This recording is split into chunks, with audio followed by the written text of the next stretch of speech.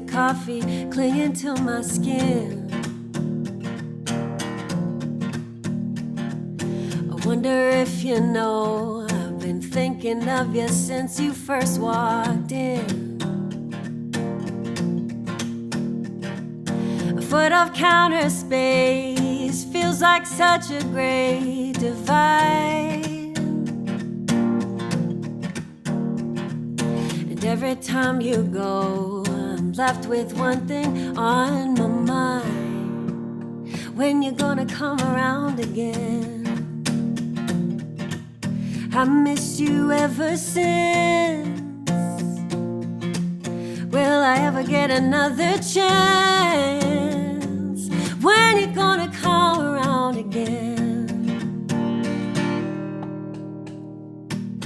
In the evening glow, after closing up another day,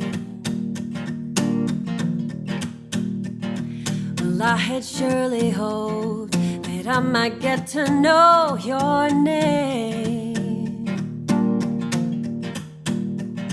'Cause every open door, yes, every time that bell does ring,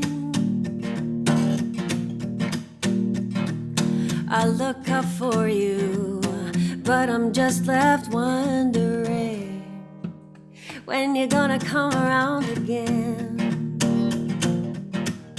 I missed you ever since. Will I ever get another chance? When you're gonna come around again? Can't put my finger on just what it is. Yeah, but you got something that I cannot resist. Am I crazy or do you feel it too? Well, someone's gotta make a move. When you're gonna come around again? I missed you ever since. Will I ever get another chance? When you're gonna come around again? When you're gonna come around again? I missed you ever since. Will I ever get another chance? When you're gonna come around again?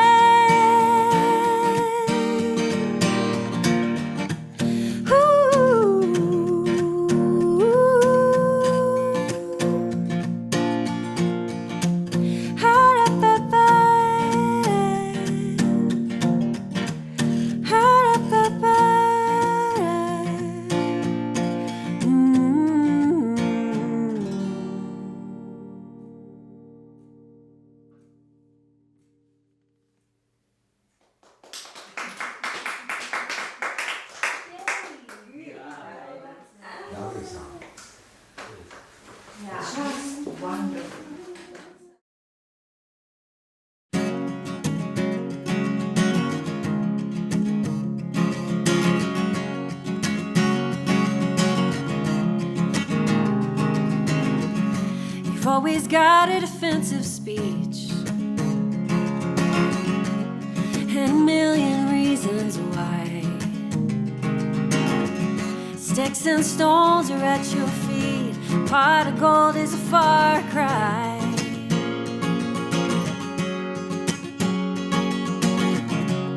And you're careless with your words, and you're careless with your life. I know that it hurts, but someday you're gonna get it right.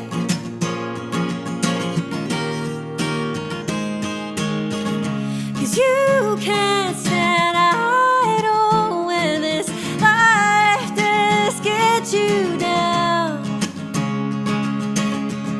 Well, how can you fly with your 2 feet stuck to the ground? Price you'll pay for carrying on this way.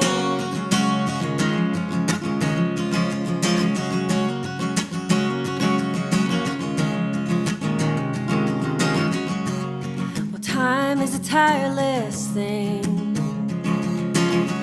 'Cause unlike you, it won't stand still, no. And this world is ours to get a dream and make it fulfilled.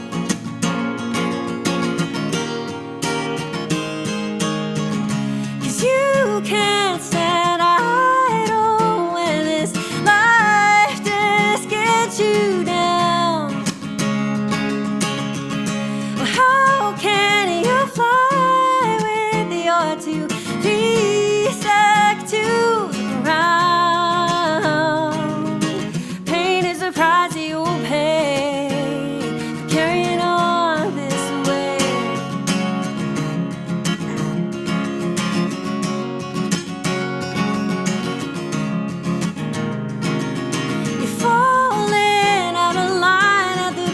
Times, but you can't press rewind. You better figure it out before your luck runs out. 'Cause you can't stand idle when this life just gets you down.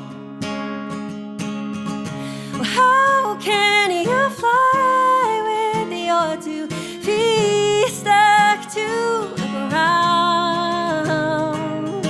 Pain is the price you will pay. Babe, it's the price you'll pay for carrying on this way.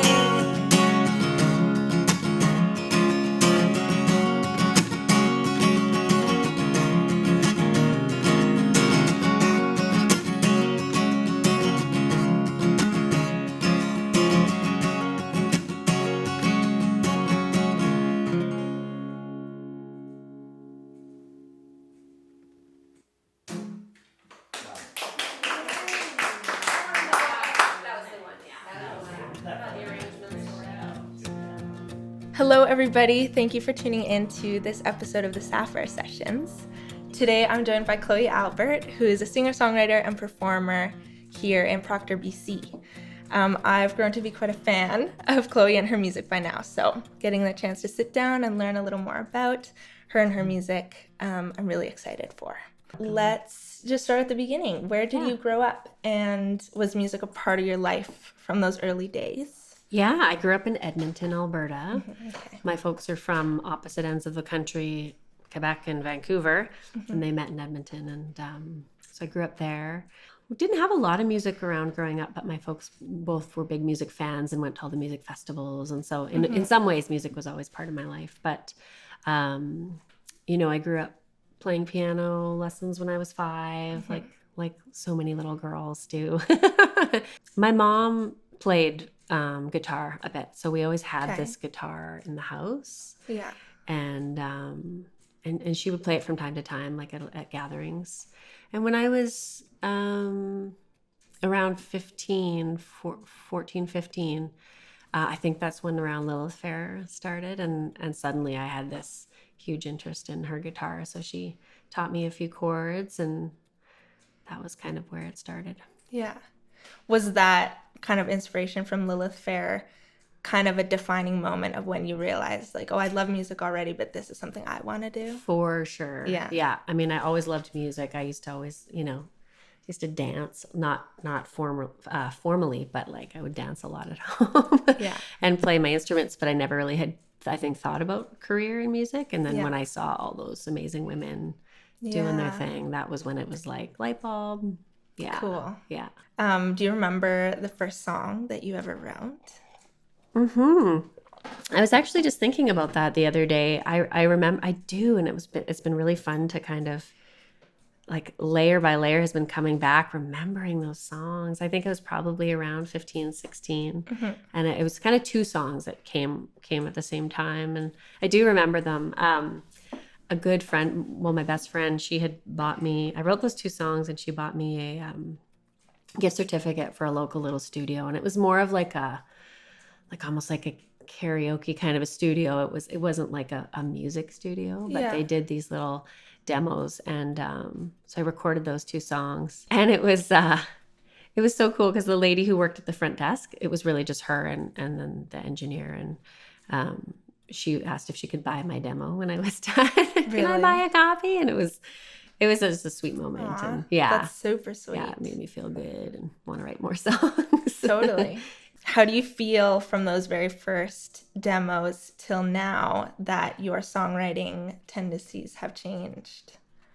It was funny, like thinking of those songs, because I realized something that I hadn't really observed, which is that, I think the essence of who you are, like you are who you are. And so the essence of those songs was really funny to think about, because I was like, that's what I still write. Like the same, kind of coming from the same place. Yeah. I think, you refine your skills and your, your writing and your, all the parts of songwriting. But, the essence of, I guess, my writing style is kind of the same. Yeah. Totally. Yeah.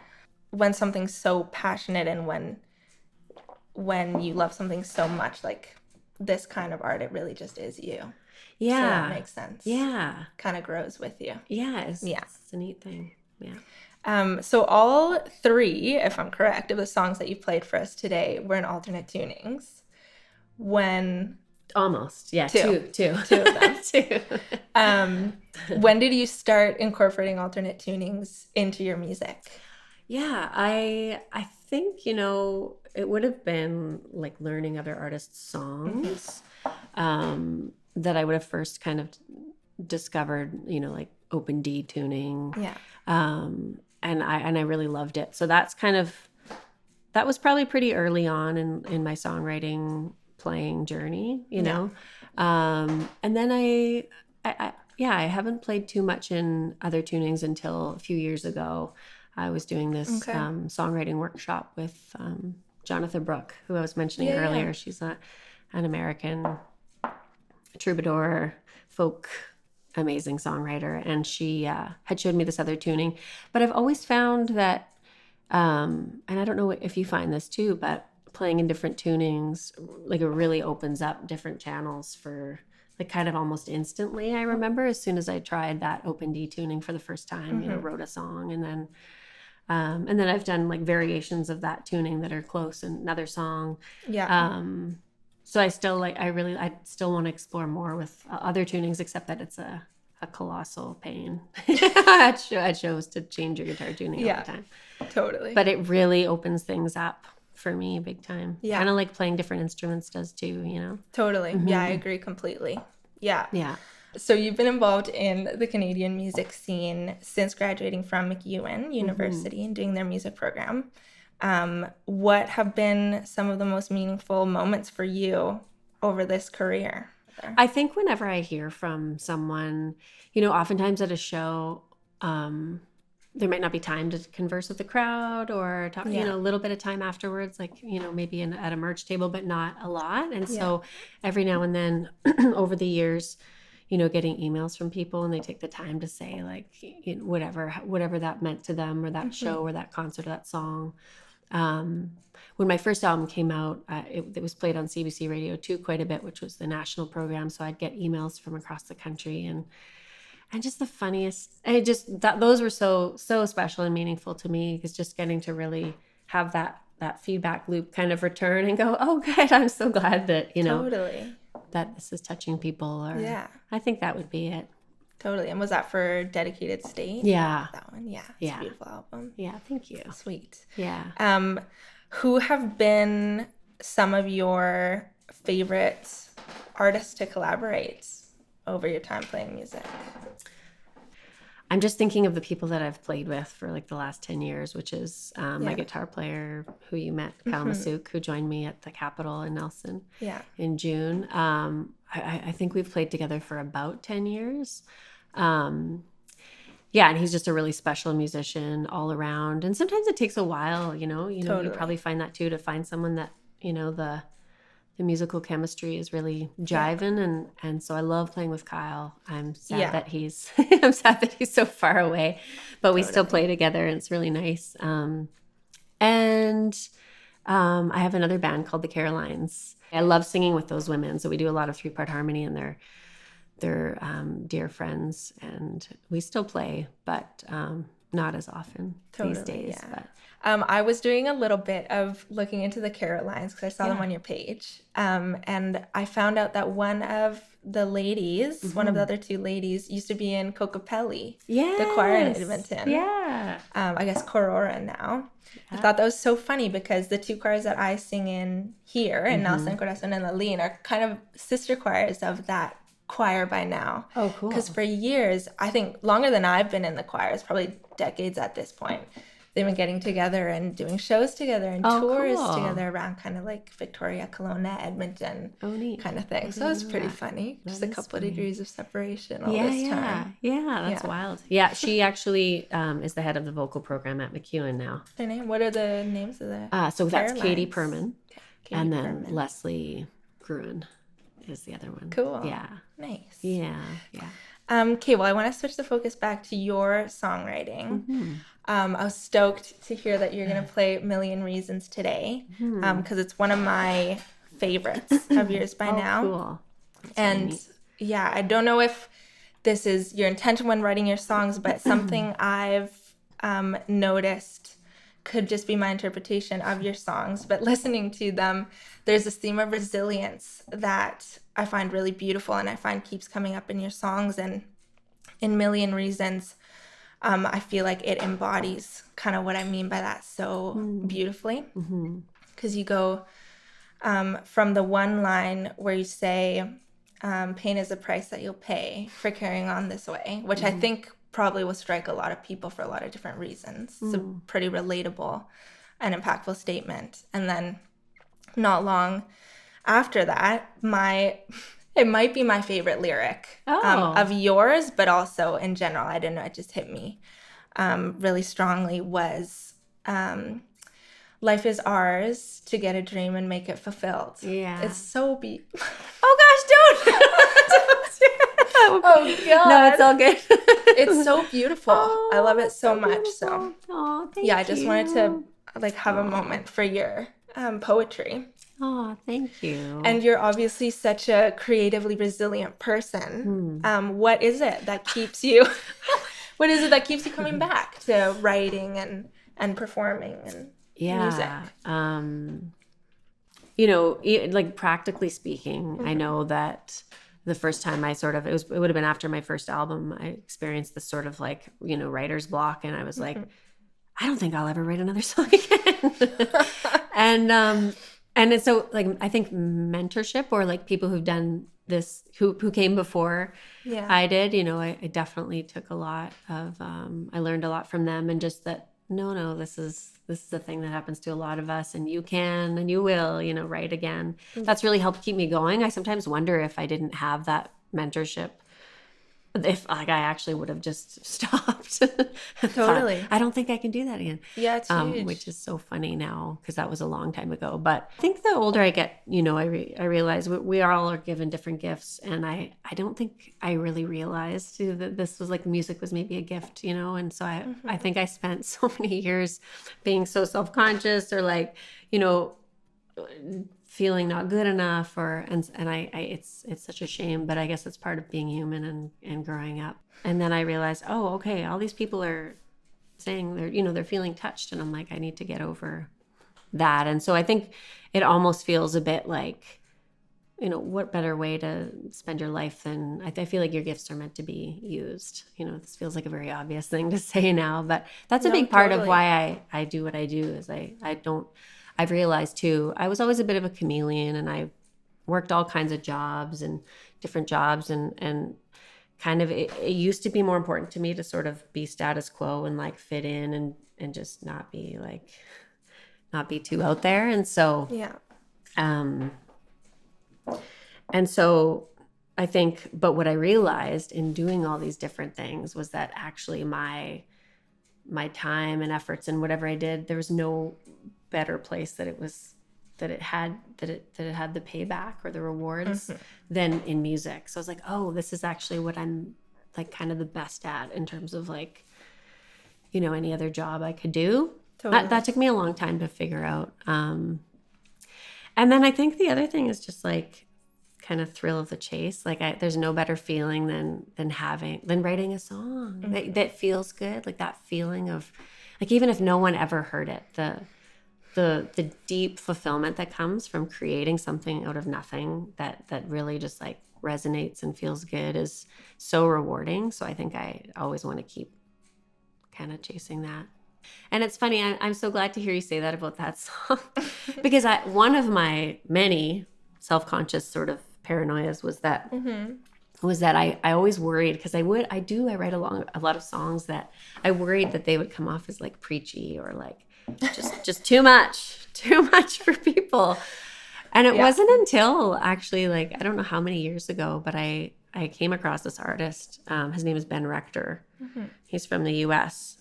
And someone told me to give it a listen. And I just really, really, really, really love his music. But what I noticed was that he has the same thing. Very similar quality of, like, whatever you want to call it. I can't remember what you called it. Resilience. We won't call it preachy. We'll call it, resilience. And I was like, oh, like my song twin. Not to compare myself to him, but but that sort of, sometimes seeing someone else do something helps kind of open up or give you, feels like it gave me license to, like, oh, it's okay, Chloe, just keep writing your songs the way you write them. Kia, I'll switch our focus now to kind of this place that we both find ourselves now in our life. What drew you to Proctor, of all places, from Edmonton? Well, my husband grew up here, so you know, and we've been coming here for, you know, summers for 20 some years. And I mean, it's a pretty beautiful place. So I always loved it. Didn't know, you know, that we would necessarily move here. But then all of a sudden, when we did about 3 years ago, it was like, I just had tunnel vision. I was like, we must get there, you know, to the area anyway, Nelson or Proctor. But it just kind of worked out that this worked out to be something that could work for us, and it's such a lovely community, and I've grown to really, really, really love it. So you also are a teacher, right? You teach music here in Proctor. How has that experience kind of influenced or affected your relationship with the greater community in Proctor and Harrop? Oh, yeah. Well, I knew when we moved here that that things would be shifting. Like, I went from performing all the time in Edmonton between my own music and the Carolines. I was working a lot, and I loved it, but it also kind of, I had that feeling that it had sort of run its course. And so I knew, and I was ready for that. I was ready to kind of move here and, I don't know, do something different. And so teaching just felt like the natural thing to do. And there weren't a lot of music teachers in the area. And it's been so lovely. It's been such a nice way to get to know the community. It really is a tight-knit community, you know, the rural school out here. And so it's all kind of integrated, and it's been really nice.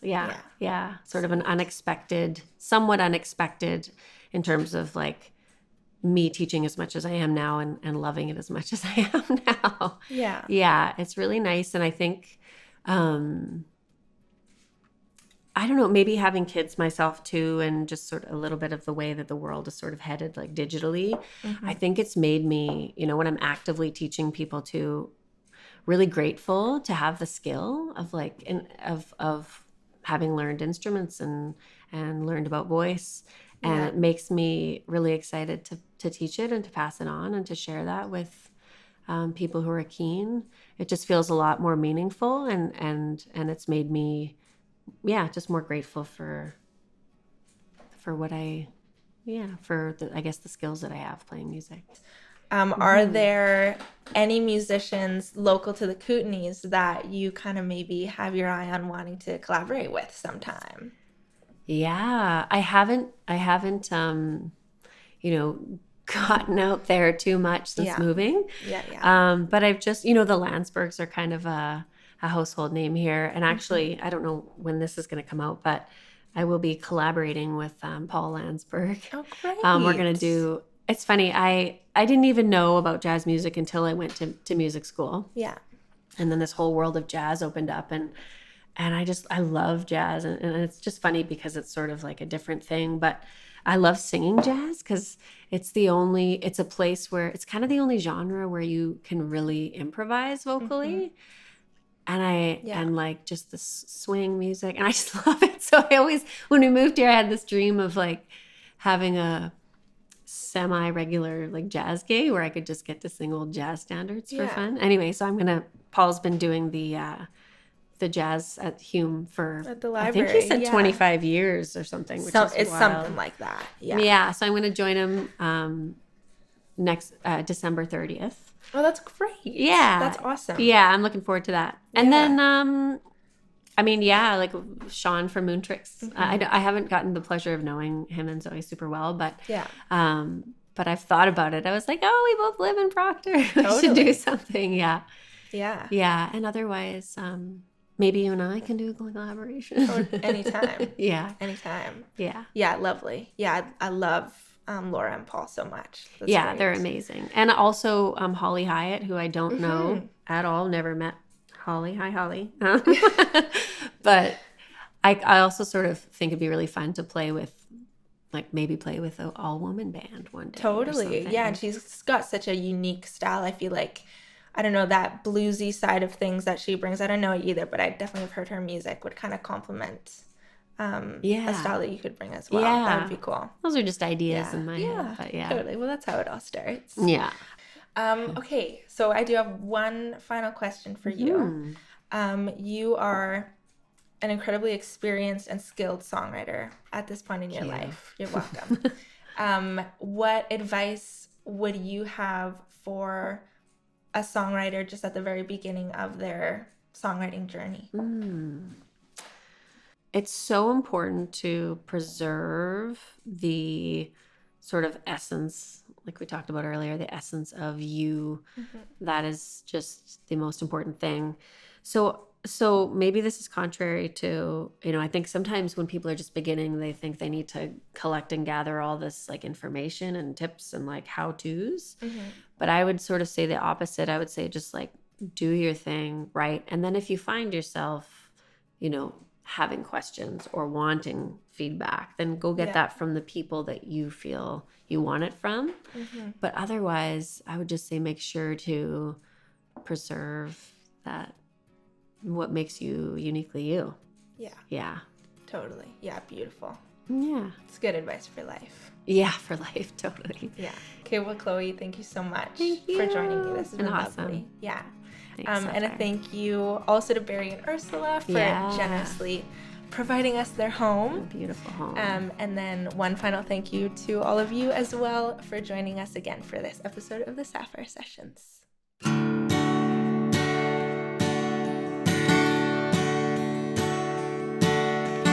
I wanna ride on a jet fast train. I wanna feel that weightless again. A million miles beneath my feet.